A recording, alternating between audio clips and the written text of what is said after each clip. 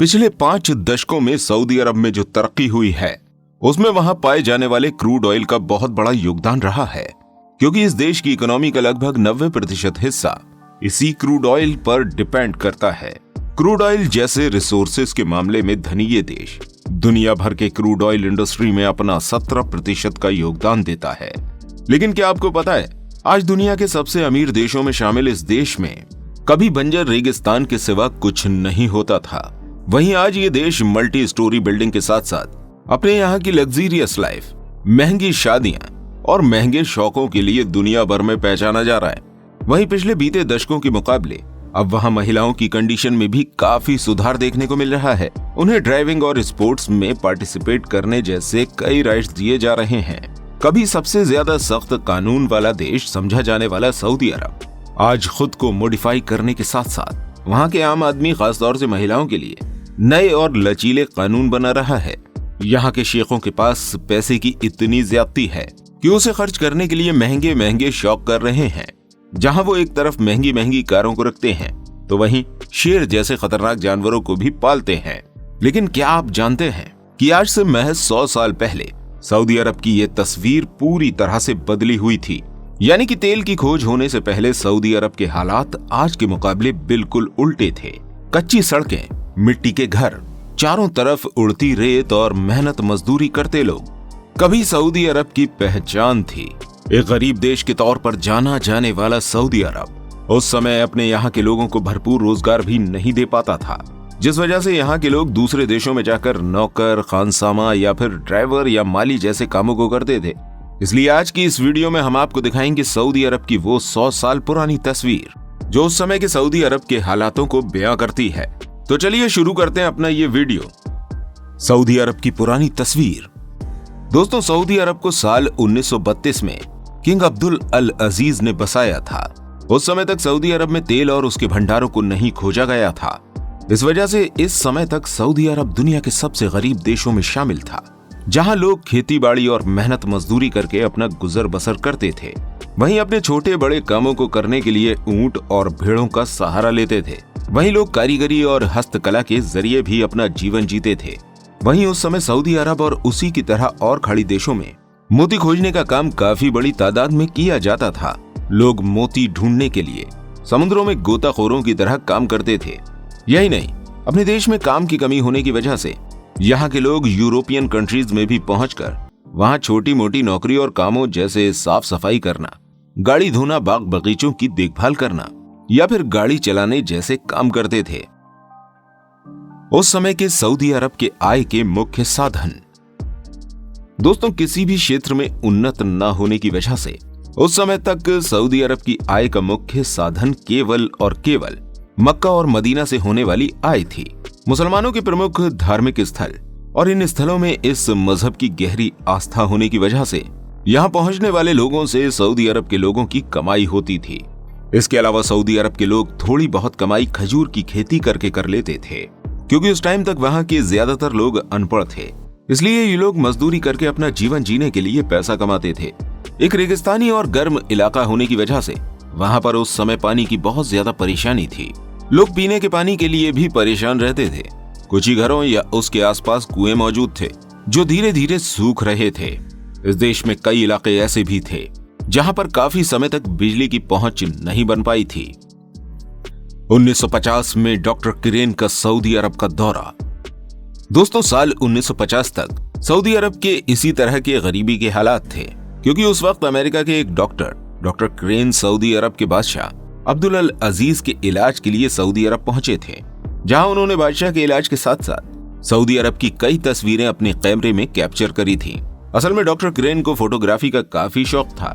इस वजह से वो हमेशा अपने साथ कैमरा रखते थे और उस वक्त कैमरे में कैप्चर करी गई तस्वीरों में से कुछ तस्वीरें आज भी सऊदी अरब की पुरानी यादों को ताजा करने के लिए मौजूद हैं।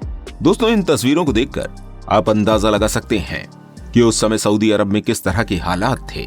इस टाइम आपको स्क्रीन पर दिखाई देने वाली तस्वीर सऊदी अरब की पहली रंगीन तस्वीर बताई जाती है। हालांकि ये तस्वीर क्वालिटी में ज्यादा अच्छी नहीं है, लेकिन फिर भी उस समय के सऊदी अरब के मंजरों को हमारी आंखों के सामने उकेरने के लिए काफी है। मनोरंजन के साधन। उस समय सऊदी अरब के लोग सड़कों पर, फुटपाथों पर बैठकर सामानों को बेचा करते थे।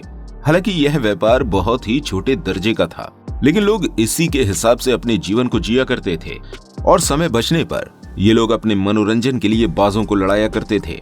वहीं कुछ लोग शिकार करने के लिए दूर की जगहों तक चले जाते थे। मनोरंजन के सीमित साधन होने की वजह से ये लोग प्रकृति और जानवरों के बीच ही अपना ज्यादातर समय बिताते थे।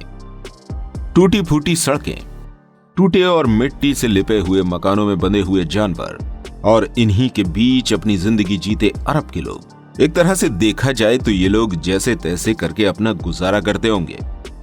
साल 1976 के बाद सऊदी अरब की स्थिति।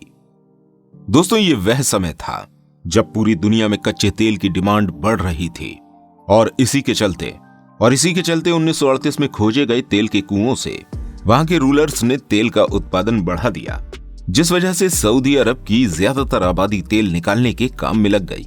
तेल का उत्पादन अधिक होने और दूसरे देशों में तेल की मांग बढ़ जाने के बाद सऊदी अरब में पैसे की आमद होने लगी, जिससे वहां की सरकार ने सऊदी अरब में आर्थिक और सामाजिक सुधार करना शुरू कर दिए और ये सुधार धीरे धीरे करके आज के सऊदी अरब में कन्वर्ट हो गए।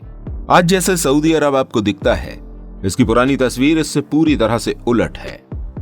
सऊदी अरब का इतिहास। दोस्तों, तुर्की और सऊदी अरब के बीच मौजूद दुश्मनी आज की नहीं बल्कि सैकड़ों साल पुरानी है। यह समय था 7वीं शताब्दी का, जब मिडिल ईस्ट के देशों में इस्लाम का प्रचार जोर शोर से किया जा रहा था। सऊदी अरब एक अमीर देश के तौर पर नहीं बल्कि एक अलग मुस्लिम कंट्री के तौर पर पहचाना जा रहा था। बताया जाता है कि 17वीं शताब्दी में सऊदी अरब ने अपने पहले किंगडम को शुरू किया था। वहां से एक ग्रुप के लीडर मोहम्मद बिन सऊद ने एक रिलीजियस नेता मोहम्मद बिन वहाब के साथ मिलकर सऊदी का ये संगठन शुरू किया था, जिसके तहत वहाबी आंदोलन के बाद साल 1786 में मक्का मदीना को जीत लिया गया था। लेकिन 18वीं शताब्दी के शुरू में ओटोमन साम्राज्य ने सऊदी अरब पर अपना कब्जा किया। इसके बाद साल 1902 में अब्दुल अजीज ने सऊदी अरब को फिर से अपने कब्जे में लेकर तेल के कुओं की खोज करना शुरू करी थी। साल 1938 में अमेरिकी कंपनी ने दम्माम में पहली बार तेल के भंडारों को खोज निकाला था। इसी जगह को आज दहरान के नाम से जाना जाता है। तेल के मिलने के बाद साल 1939 में तेल को निर्यात करने के लिए पाइपलाइन को बिछाया गया। इसके बाद 1944 में अरमाको नाम की एक कंपनी को तेल निकालने की पूरी जिम्मेदारी दे दी गई। आने वाले समय में सऊदी अरब में तेल की कंडीशन। दोस्तों, वैसे तो किसी को भी इस बारे में जानकारी नहीं है कि सऊदी अरब के पास तेल का कितना स्टॉक बाकी है, लेकिन फिर भी वहां के ऑफिशियल डेटा के हिसाब से सऊदी अरब के पास अभी भी 250 बिलियन बैरल तेल मौजूद है। लेकिन आने वाले समय में दुनिया की एडवांस कंट्रीज पेट्रोल और डीजल जैसे नेचुरल सोर्सेज पर अपनी डिपेंडेंसी कम कर रहे हैं। ऐसे में अगर कुछ सालों बाद सऊदी अरब से तेल का आयात करवाने वाले देश वहां से तेल लेना बंद कर देंगे तो सऊदी अरब की इकोनॉमी पूरी तरह से डाउन हो सकती है।